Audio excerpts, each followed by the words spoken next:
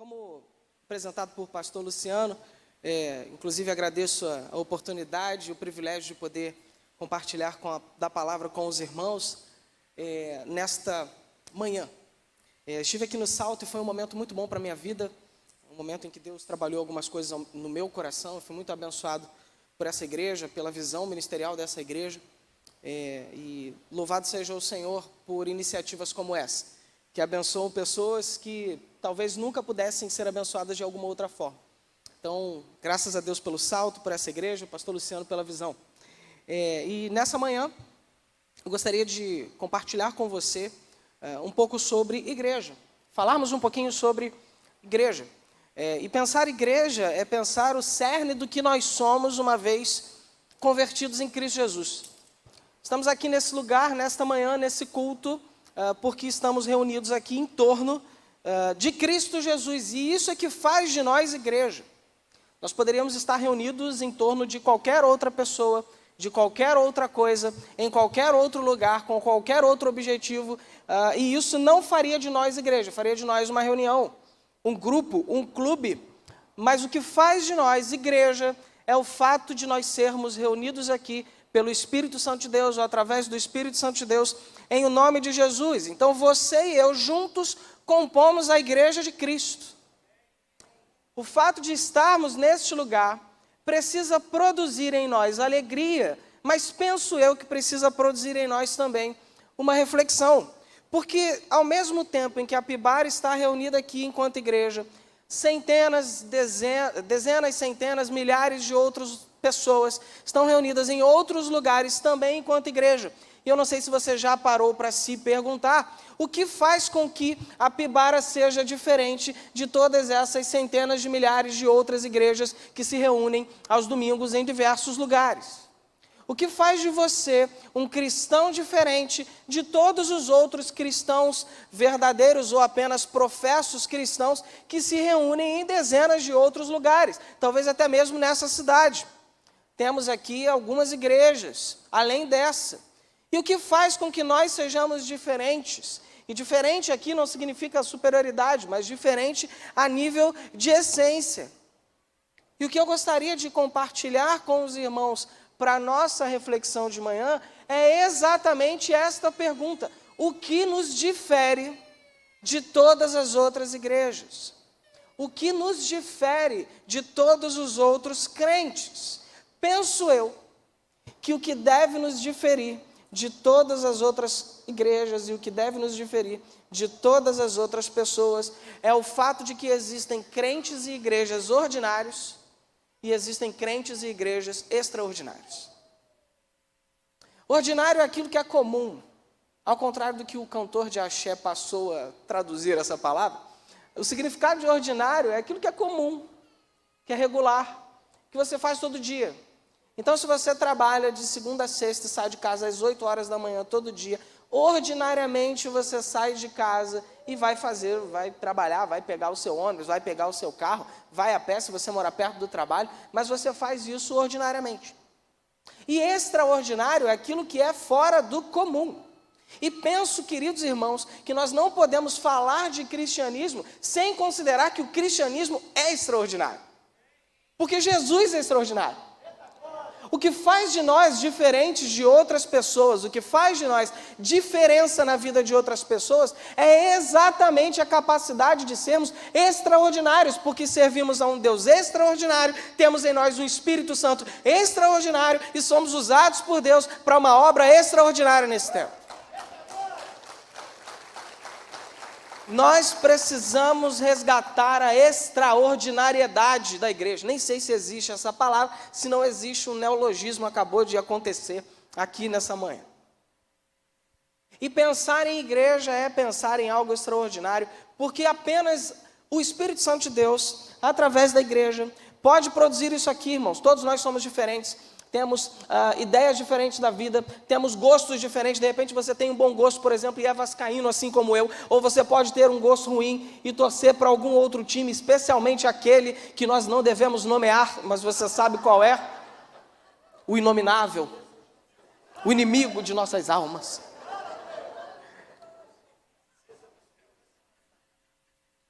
Pelo menos aqui a gente tem que ganhar, né? Porque fora está difícil.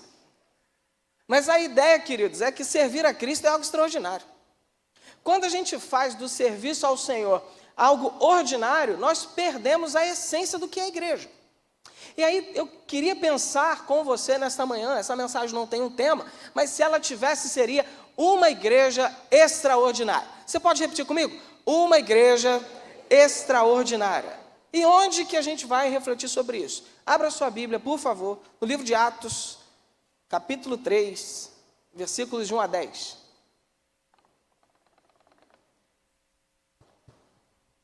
Os irmãos me perdoem, minha garganta está muito inflamada. E talvez a minha voz falhe aqui em alguns momentos. Amém, obrigado, meu irmão. Atos 3, de 1 a 10. Você já achou? Diz amém. Amém.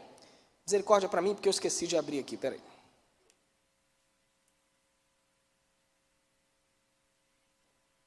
E assim diz a palavra do Senhor. Certo dia, Pedro e João estavam subindo ao templo na hora da oração, às 3 da tarde. Estava sendo levado para a porta do templo, chamada Formosa, um aleijado de nascença, que ali era colocado todos os dias para pedir esmolas aos que entravam no templo. Vendo que Pedro e João iam entrar no pátio do templo, pediu-lhes a esmola. Pedro e João olharam bem para ele, e então Pedro disse: olhe para nós. O homem olhou para eles com atenção, esperando receber deles alguma coisa.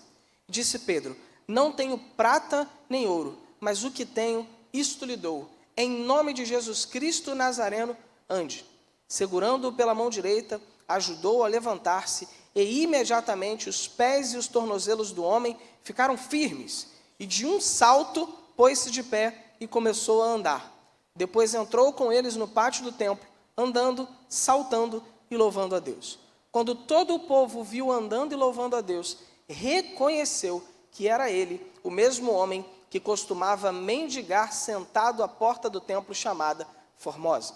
Todos ficaram perplexos e muito admirados com o que lhe tinha acontecido. Amém? Amém. Que Deus abençoe a sua santa palavra. Como falamos, existem algumas coisas que são ordinárias, que são comuns, que são do dia a dia, e aqui nós estamos diante de algo que não é ordinário, que é extraordinário. E a primeira característica de uma igreja extraordinária, a primeira característica que nós precisamos ter, a primeira lição que nós podemos depreender desse texto e trazer como uma verdade para a nossa vida, é entender que uma igreja extraordinária é uma igreja que decide enxergar as necessidades. O texto diz no versículo 4 que Pedro e João olharam bem para ele. E então Pedro disse: olhe para nós. Queridos irmãos, esse homem estava na porta formosa do templo talvez há muitos anos. Há muitos anos, muitas pessoas passavam por ele. Há muitos anos, algumas pessoas davam algumas moedas. Há muitos anos, talvez alguém fizesse uma oração por ele. Talvez, ocasionalmente, alguém desse uma atenção temporária a ele. Mas o comum, o normal, o ordinário, era que esse homem certamente era desprezado diariamente na porta do templo. Vivia uma situação de mendicância, vivia uma situação de vulnerabilidade social, vivia uma situação muito difícil. E as pessoas passavam por ele para o seu exercício religioso, porque ele estava às portas do templo e ordinariamente iam ao templo devolver os seus dízimos, fazer suas ofertas de comunhão, fazer os seus sacrifícios expiatórios. Olhavam para aquele homem, mas não enxergavam aquele homem. Olhavam para aquele homem, mas não viam aquele homem, e entravam no templo ordinariamente para fazer as mesmas coisas que faziam todos os dias. Alguém passava por uma grande necessidade, à porta da estrutura religiosa, à porta daqueles que se entendiam como os portadores da vontade de Yahvé, da vontade de Deus, à porta dos judeus, dos fariseus, dos saduceus, de todos os outros partidos religiosos que se beneficiavam e trabalhavam no templo e que usavam do templo, mas aquele homem não era percebido por nenhum deles, até que chegam os extraordinários. Chegam dois extraordinários, extraordinariamente guiados pelo Espírito Santo de Deus e cheios do Espírito Santo de Deus, e enxergam aquele homem. Viver uma igreja extraordinária é experimentar uma igreja que não apenas olha, mas que consegue enxergar as pessoas. Às vezes você está olhando para as pessoas que estão perto de você, mas você não está enxergando pelo olhar extraordinário. Certa vez o profeta olha para o seu moço, diante de uma profusão, de uma miríade de inimigos assírios ao redor de Jerusalém. E o profeta tranquilamente olhando, e o moço do profeta olha e fala assim: por que você está tão tranquilo? Porque você não está vendo os que estão do nosso lado? Você não consegue enxergar o extraordinário, porque a sua visão está limitada no extraordinário. Senhor, abre os olhos desse menino aqui. E aí abre os olhos dele e ele, meu Deus... Uma igreja que vive o extraordinário, enxerga o extraordinário. Quando nós nos sujeitarmos ao Senhor e falarmos: Senhor, eu quero viver um cristianismo extraordinário, eu quero viver uma experiência de fé contigo extraordinária, Deus vai usar você para coisas extraordinárias. Mas é preciso romper com aquilo que é ordinário. É interessante que aquele homem estava acostumado a ser um estorvo, a ser um problema. Não sei se é uma realidade daqui, mas no Rio de Janeiro, em cada sinal, tem alguém vendendo alguma coisa. E o mercado é muito variado. Você encontra de tudo. Você já teve a experiência de pegar o trem, por exemplo, no Rio de Janeiro? É uma coisa incrível. Incrível. Você vê uma galinha sendo vendida no trem. No ramal de Japeri, por exemplo. Eu já vi com esses olhos. É impressionante. Aí passa um cara vendendo Danone, o outro vendendo linguiça, e o outro vendendo cortador de unha. As pessoas estão ali por causa das necessidades. E muitas vezes nós olhamos para elas e as enxergamos apenas como um estorvo. Estão gritando no meio do trem. Estão paradas no sinal pedindo alguma coisa, atrapalhando a fluidez do trânsito. Nós olhamos pelos vidros, levantamos os vidros, ligamos o ar-condicionado e fingimos que essas pessoas não existem. E vamos andando a nossa vida ordinariamente. Mas pode ser que Deus queira usar você para uma pessoa como essa, ou para uma pessoa em alguma outra dinâmica da sua vida, que nunca foi percebida por ninguém. Ou que quando é percebida por alguém, é sempre percebida como um estorvo. Sabe aquele vizinho, aquela vizinha que ninguém gosta, que mora perto de você? Espero eu que não seja você, o vizinho que ninguém gosta, porque é capaz, né? Mas sabe aquela pessoa que anda com você na escola e que todo mundo rejeita porque é chata, porque é inconveniente, por causa dos N motivos? Todo mundo está enxergando o extraordinário, mas pode ser que Deus esteja trazendo o nome ao seu coração e à sua mente, porque quer que você enxergue o extraordinário na vida dessa pessoa. Essa pessoa pode ser rejeitada ordinariamente todos os dias, mas é porque você ainda não chegou lá, porque quando você chegar lá na vida dela, ela vai ser percebida extraordinariamente. E é isso que acontece com Pedro, e com João, e com o aleijado. Aquele reputado como aleijado perdeu até a sua identidade, porque o texto sequer diz o nome dele, é o aleijado. É o problema, é o chato, é o que pede dinheiro. Mas é muito interessante, porque quando Pedro e João andam perto do rapaz, olham para ele, duas coisas acontecem. Primeiro, quando eles enxergam o aleijado os enxerga. Porque o texto diz que eles olham para ele e falam: olhe para nós. Talvez as pessoas não enxerguem em você o testemunho de Cristo que deveriam, porque você não tem olhado para elas como deveria. Talvez nós não estejamos vivendo o extraordinário de Deus na nossa vida, e as pessoas não estejam vendo isso, porque a gente não tem dado atenção às necessidades das pessoas. Eu não sei quais têm sido os necessitados que têm cruzado o seu caminho, na sua escola, no seu trabalho, talvez até mesmo dentro dessa estrutura eclesiástica. Não sei, mas o que eu sei é que Deus quer que você faça algo extraordinário na vida dessa pessoa. Que você seja o canal do extraordinário. Amém? E o texto continua trazendo algumas lições para nós. O homem olha para os apóstolos olham para o homem olha para os apóstolos. Há uma troca de olhares. E quando você olha no olho de alguém, há sempre uma conexão, né? É estranho isso. Às vezes a gente até evita, né? Tem pessoas que não conseguem olhar assim, mas quando você olha no olho de alguém, há uma conexão ali. E os apóstolos olham no olho desse menino, e o menino olha no olho dos apóstolos, nos olhos dos apóstolos, há uma conexão entre eles.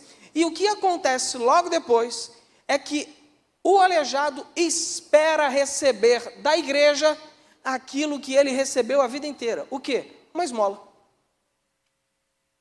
Porque o texto diz que ele esperava receber deles algo. Alguma coisa. Que coisa? Qualquer coisa. Ele não tem nada, irmãos. Ele está mendigando a porta do templo. Ele não pode andar, ele não pode trabalhar. Qualquer coisa está valendo. Ele espera receber qualquer coisa. Uma moeda, um pedaço de pão, qualquer coisa. E os apóstolos olham para aquele homem, e é muito legal, e dizem para ele o seguinte: olha, prata e ouro eu não tenho, mas o que eu tenho eu te dou. Em nome de Jesus, levanta e anda. Segunda característica de uma igreja extraordinária é que uma igreja extraordinária possui o que as pessoas precisam e não o que as pessoas desejam. Aquele homem precisava de um milagre, ele não precisava de dinheiro. E uma igreja extraordinária tem exatamente o que as pessoas precisam. Muitas vezes, irmãos, nós estamos dando às pessoas aquilo que elas querem, porque a gente não consegue enxergar o que elas de fato precisam. Essa parte é incrível. É incrível esse negócio. O poder de Deus através da vida dos apóstolos é o poder que transforma a realidade. O Evangelho de Mateus, no capítulo 23, vai trazer Jesus conversando com os saduceus e com os fariseus sobre uma questão escatológica. Eles chegam para Jesus e contam a seguinte história. Você deve lembrar desse texto. Mestre, uma mulher era casada com um homem. Quem conta essa narrativa são os saduceus. E os saduceus não acreditavam na ressurreição. E eles contam, uma mulher era casada com um homem, e esse homem morreu, e depois ela casou-se com um irmão, e depois com outro irmão, e com outro irmão, até os 7 irmãos que aquele homem hipoteticamente tinha, e ao final disso tudo, eles dizem assim, com quem ela vai casar depois da ressurreição? O interesse não era saber, o interesse era prejudicar a Jesus, porque eles não acreditavam na ressurreição e colocaram Jesus em um problema. E aí Jesus diz para eles o seguinte, vocês erram por não conhecerem as Escrituras e o poder de Deus. E responde para eles, porque no céu são como os anjos, não se casam e não se dão em casamento. Ok, pastor, e o que isso tem a ver com o texto de Atos? Simples, Jesus traz para nós 4 tipos de igreja no capítulo 23 de Mateus. As igrejas que conhecem o poder de Deus, mas não conhecem as Escrituras. As igrejas que conhecem as Escrituras, mas não conhecem o poder de Deus. As igrejas que não conhecem nem o poder de Deus e nem as Escrituras. E as igrejas que conhecem o poder de Deus e as Escrituras. E é diante dessa que a gente está aqui em Atos. Muitas vezes, nós não conseguimos dar às pessoas o que elas precisam, porque nós só conhecemos as Escrituras e não conhecemos o poder de Deus. E nós achamos que as pessoas precisam de boa teologia. Boa teologia é bom, eu sou teólogo, eu gosto de teologia. Gosto muito, se você quiser conversar com teologia comigo, a gente vai conversar bastante. Você pode até pagar um café, né?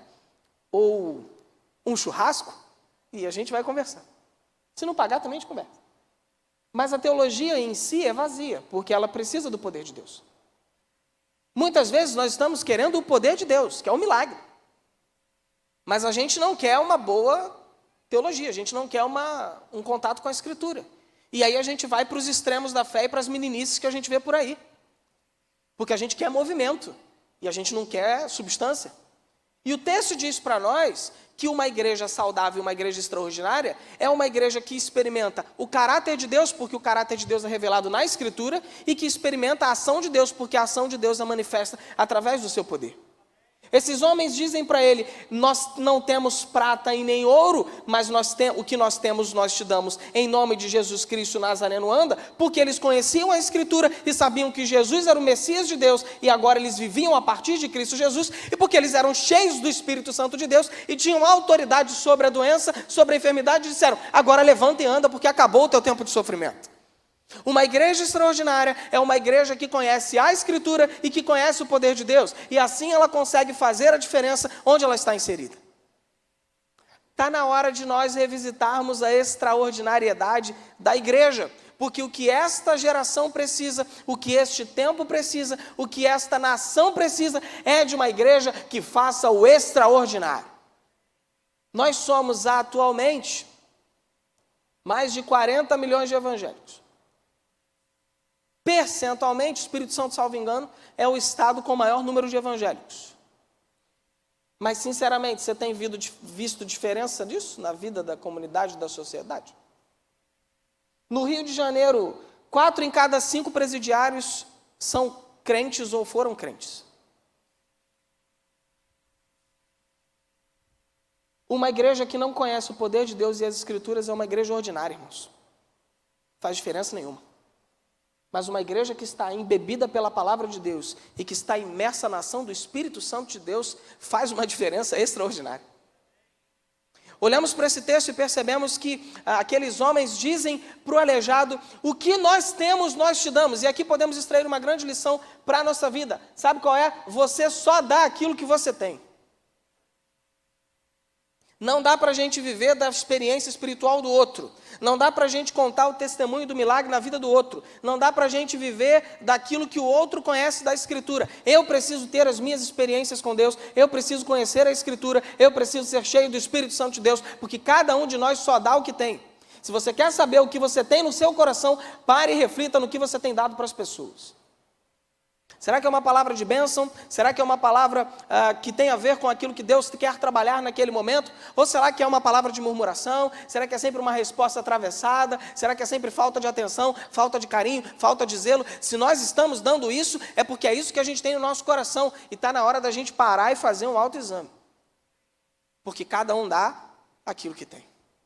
Jesus vai dizer que não é o que entra que contamina o homem, mas é o que sai, porque a boca fala do que o coração está cheio. Do que o nosso coração está cheio, irmãos? Do que o meu coração está cheio. Como eu posso saber, pastor? Observe aquilo que você tem dito e feito com as outras pessoas. E é assim que nós percebemos que aqueles apóstolos, aqueles dois, tinham o coração cheio de Deus. Esse texto traz alguns outros detalhes. Um deles é que a fé judaica era baseada, a fé prática, comum do dia a dia, em 3 perspectivas. O primeiro era a oração, a segunda, o jejum. Primeira perspectiva, a oração, segunda, o jejum, e a terceira, a esmola. Na perspectiva religiosa daqueles homens, eles estavam fazendo tudo certo, eles estavam dando a esmola. Eles estavam entrando no templo para orar e possivelmente eles faziam o seu jejum. Só que fazer o ordinário não basta para aqueles que são filhos do extraordinário. Fazer o extraordinário não é para nós. Fazer o extraordinário pode ser para o outro, mas para mim não é. Fazer o ordinário pode ser para o outro, mas para mim não é. Eu preciso fazer o extraordinário. E cada um de nós, irmãos, é reflexo daquilo que se alimenta. Pedro e João só puderam ser instrumentos do milagre de Deus porque eles se alimentavam do Espírito Santo de Deus, porque eles se alimentaram do Cristo, depois se alimentaram do Espírito Santo e podiam viver o extraordinário. Viver o extraordinário é se relacionar com aquele que é o extraordinário. Nós não conseguiremos impactar e transformar a vida das pessoas de forma ordinária. Nesta manhã, Deus requer de nós que nós nos submetamos verdadeira e definitivamente ao senhorio de Cristo nas nossas vidas, porque apenas assim nós experimentaremos o extraordinário. Apenas assim. E você não dimensiona o que Deus pode fazer através da sua vida se você falar: Senhor, eu quero viver o extraordinário. Você não dimensiona onde Deus pode te levar, irmãos. Nós estamos aqui a dezenas de milhares de quilômetros de distância de onde aqueles 12 homens falaram: Senhor, nós queremos viver o extraordinário. E nós estamos aqui por causa deles. Você não dimensiona onde Deus pode levar você se você falar: Senhor, eu quero viver o extraordinário. Não subestime o poder de Deus sobre a sua vida. E viver o ordinário é privar-se dessas experiências. Ordinariamente, a religião judaica estava lá. Ordinariamente, os fariseus estavam lá. Os saduceus estavam lá. Mas foi necessário que a igreja extraordinária chegasse para que a realidade fosse transformada. A igreja extraordinária dá o poder de Jesus ou através do poder de Jesus, transforma extraordinariamente a vida daqueles que estão próximos dela. Esse é o nosso papel enquanto igreja. Terceira e última característica de uma igreja extraordinária, nós vamos trabalhar nessa manhã. Uma igreja extraordinária é uma igreja atraente. O texto diz que após eles dizerem para ele, não tenho prata nem ouro, mas o que eu tenho, isso lhe dou, em nome de Jesus, o Nazareno anda. Eles seguram ele pela mão, porque ele não podia levantar sozinho. Levantam o aleijado, e ao levantarem o aleijado, imediatamente ele fica curado. E de um salto, olha o salto aí, pastor, ó, já estava aqui. De um salto, pôs-se em pé, e glorificou a Deus, e entrou com eles dentro do templo. Durante todos aqueles anos, ninguém levou o aleijado para dentro do templo. Foi necessário uma igreja extraordinária passar na vida dele. Quando os apóstolos, extraordinariamente, dão a ele o que ele precisa, ele entra no templo. Talvez o seu familiar, que você ora tanto tempo para ser convertido, não está aqui hoje, porque você não está vivendo o extraordinário.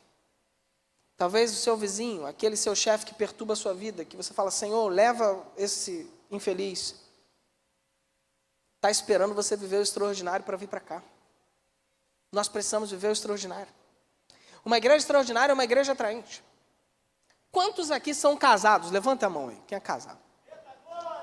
Olha, está feliz, hein? Ó, ganhou o dia, hein, varão? Quando você conquistou a sua amada ou o seu amado, você se preocupava em ser atraente, não se preocupava? Botava uma roupa bonita, botava um perfume, né? Botava lá, penteava o cabelo. Alguns, da época do Gumex, né? Penteavam o cabelo com Gumex. Outros usavam gel, botavam a melhor roupa. Aí passou um ano, passou 2, 3, 4, 5, 10, 15, 20, 30 anos de casado. Aí acabou mesmo. Olha aí, ó. Aí já dorme com a blusa do deputado estadual. O cabelo cheio de bob, né? O varão com aquele short que tem 350 anos, que é aquele mesmo short. É o short do conforto. Porque a gente vai acreditando que não precisa mais ser atraente. Porque a gente se acostuma com a rotina.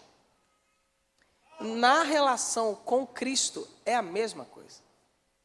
Muitas vezes nós entramos na igreja e estamos cheios de gás para trabalhar pelo Senhor.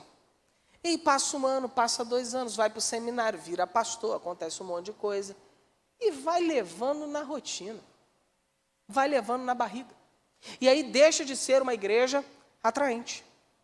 Uma igreja extraordinária, irmãos, é uma igreja atraente.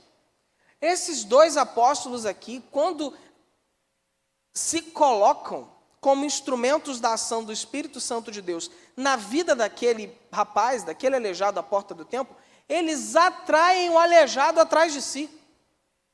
Porque quando ele fica curado, ele podia fazer qualquer coisa, irmãos. Ele podia sair correndo para ir para casa, contar para a família. Ele podia sair correndo pela rua. Ele podia fazer qualquer coisa. E a primeira coisa que ele faz é ir atrás dos apóstolos. Porque uma igreja atraente, uma igreja extraordinária, atrai as pessoas para si. Os apóstolos dão a ele o que ele precisa, que é uma primeira ajuda. E depois os apóstolos largam a mão e seguem o seu caminho e o homem vai atrás. Muitas vezes nós queremos arrastar as pessoas com outros princípios. Queremos arrastá-las pelo medo, queremos arrastá-las pela pressão, queremos arrastá-las pelas ameaças espirituais. Nada disso vai fazer com que nós sejamos atraentes para as pessoas. O que faz com que nós sejamos atraentes para as pessoas é uma vida cheia do Espírito Santo de Deus, que faz com que nós sejamos extraordinários. O extraordinário atrai. Os 2 rapazes atraíram um menino e o menino foi atrás deles para dentro do templo. Quanto mais atraentes nós formos para as pessoas, mais pessoas nos seguirão à comunhão do corpo de Cristo. Concluindo, a segunda atração que essa igreja extraordinária possui é que ao mesmo tempo em que ela atrai as pessoas a Cristo, ela atrai a glória para Deus. Porque uma igreja extraordinária não atrai a glória para homens. Uma igreja extraordinária atrai a glória para Deus. O texto segue dizendo e termina que depois que ele entra com eles no pátio do templo, andando, saltando e louvando a Deus, e quando todo o povo viu andando e louvando a Deus, reconheceu que ele era o mesmo homem que ficava mendigando, e todos ficaram perplexos e admirados com o que havia acontecido. Não somos nós, nunca foi sobre nós, não é o nosso poder, não é a nossa capacidade persuasiva, não é a nossa ação, não é o que nós fazemos ou deixamos de fazer, sempre foi a ação de Deus nas nossas vidas que faz com que nós sejamos uma igreja extraordinária. E uma igreja extraordinária entende perfeitamente isso e atrai a glória para Deus e não para os homens. Cristo merece a glória, não nós, irmãos. E uma vida extraordinária glorifica ao Senhor. Eu não sei como você chegou aqui nesse lugar, nesta manhã, mas eu tenho certeza de que Deus falou o seu coração e eu gostaria de orar por você. Se você puder fechar os seus olhos aí mesmo onde você está. O desejo de Deus, irmãos, é que nós sejamos uma igreja extraordinária. E a pergunta para nós é: que tipo de igreja você tem sido? Que tipo de igreja você tem sido para esse tempo? Em termos espirituais, o que acontece quando você cruza com um aleijado no caminho? Será que você tem vivido um cristianismo comum, ordinário, fazendo todos os dias a mesma coisa e sem ver diferença nenhuma na sua própria vida? Ou será que você tem buscado o poder e a direção do Espírito Santo de Deus para viver o extraordinário? E sem mais delongas, eu quero orar por você. Se você está aqui nessa manhã e Deus falou ao seu coração e você entende que talvez esteja vivendo uma vida ordinária, mas você quer viver uma vida extraordinária a partir de hoje, dizendo: Senhor, eu quero viver uma vida cheia do Teu Espírito Santo, eu quero fazer a diferença onde quer que o Senhor me colocar, eu quero ser relevante onde quer que o Senhor me coloque, eu quero que as pessoas olhem para mim e vejam o extraordinário de Deus na minha vida. Aí mesmo onde você está, corajosamente, eu gostaria que você levantasse a sua mão, porque eu vou orar daqui abençoando a sua vida. Deus te abençoe, Deus te abençoe, Deus te abençoe, Deus te abençoe, Deus te abençoe, aleluia, Deus te abençoe, louvado seja o Senhor. Deus abençoe cada um de vocês. Amém. Você que levantou sua mão, coloque sua mão no seu coração, dizendo: Senhor, eu quero viver o extraordinário. Eu não quero mais ser um crente comum. Eu quero que o Senhor me use para transformar essa cidade.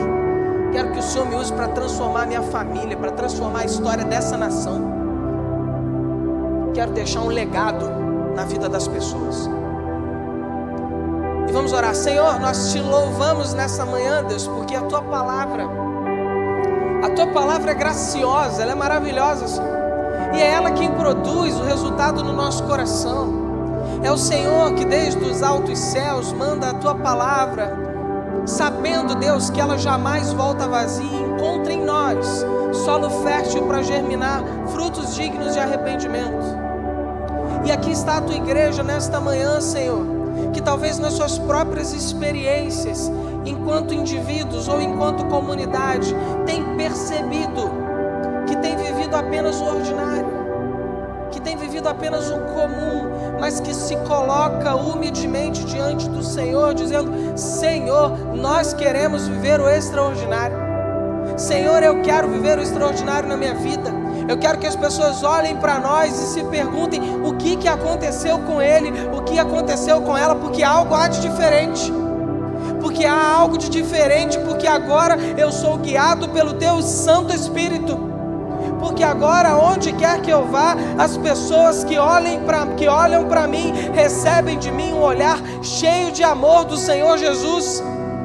e ao receberem esse olhar se sentem amadas, se sentem queridas, valorizadas, e eu estendo as mãos para elas, como aprendemos com os apóstolos, e dizemos: olha, talvez eu não tenha o que você quer, talvez eu não tenha o que você deseja, mas eu tenho o que você precisa, em nome de Jesus, levanta e anda. Em nome de Jesus, viva o novo de Deus na sua vida. Em nome de Jesus, receba o amor de Cristo através de mim. Em nome de Jesus, receba o alimento, o mantimento. Em nome de Jesus, receba o cuidado. Nós não sabemos como, mas o Senhor sabe como te usar como uma igreja extraordinária para esse tempo. E Senhor, nós te clamamos no nome de Jesus, que o Senhor faça de cada um de nós essa igreja extraordinária que o mundo precisa. Abençoe, Deus, cada um que se colocou diante do Senhor, que eles sejam de fato cheios do Teu Espírito e que experimentem essa vida extraordinária que o Senhor tem para cada um de nós. Muito obrigado por Tua palavra, é o que nós oramos em nome de Jesus, e o povo de Deus diz: amém. Deus te abençoe.